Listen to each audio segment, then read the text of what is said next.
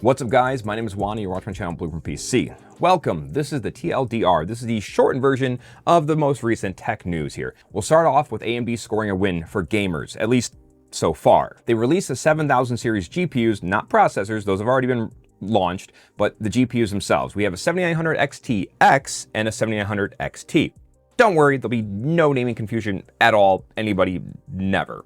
Now, how they scored a win for us is the fact that the XT-X is only $999, and that is the 4090 competitor. And then their next tier down, which is likely to be a 4080 competitor, is $899, and that's the 7800 XT. Now, mind you, we don't have any solid performance numbers yet, but it does look like it's going to be in the realm of a 4090 and possibly the 4080. Projections are saying it's going to be close, but not likely actually beating them. But that's okay, because with that huge price difference of $600 minus to the 4090, and then $300 lower than the 4080, it's likely going to be the best bang for the buck on the market. AMD is also in the news for some other possible leaks. Video Cards with a Z has released an article talking about a possible internal roadmap leak for AMD and the 7000 series CPUs in the X3D cache variants, which is very promising and very hopeful. They also mentioned the Threadripper chips, but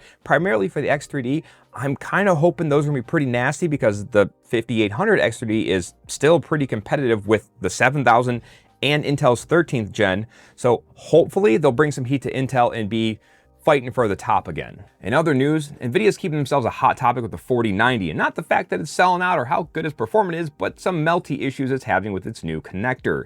Now, we've all heard about this for a while, and there's still no definitive answer as to what the cause is. There's a million and one theories, but whatever. There's some possible solutions coming out from other sources like CableMod and some other brands, but the interesting part right now is there's a lot of rumors and leaks popping up that they're possibly going to actually revise the specification for the connector. Now, one, that's possibly a good thing because it means they may have found an issue and they're trying to fix it and remedy it.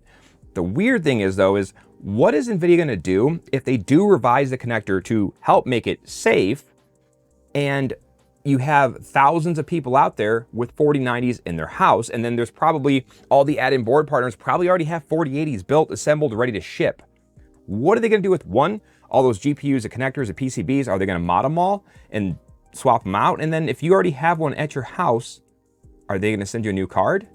That's something we're gonna have to wait and see and find out, but that's very interesting because I have a 4090 behind me here on the floor, and I'm genuinely curious as to what they're gonna do. Another interesting thing that's come up is EVGA has some not 4090s. Lucky enough, Gamers Nexus and JAYZ 2 Cents were both able to get these early production samples of what would have likely been the 4090, but they're the next generation's graphics cards, and actually have them working and functioning. And the sad part about this is it's likely would have been the smallest variant of a 4090 and probably one of the best coolers. And they even put the power supply, well, the power connector on the end of the card. So it would have fit in more cases. You wouldn't have had to deal with it pressing against the glass. Probably would have been one of the few ones without melty issues, and may have been one of the best variants just in general to have come out.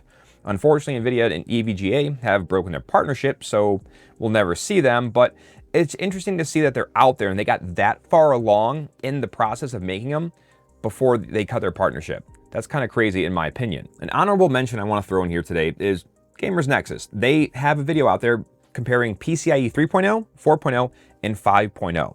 Now, to summarize, it's really not big of a difference right now. Maybe when GPUs start getting crazy, but I'm gonna link that in the description below. I want a lot of you guys to check it out because there's a lot of confusion as to gaming now with something like a 3090 on 3.0 versus 4.0.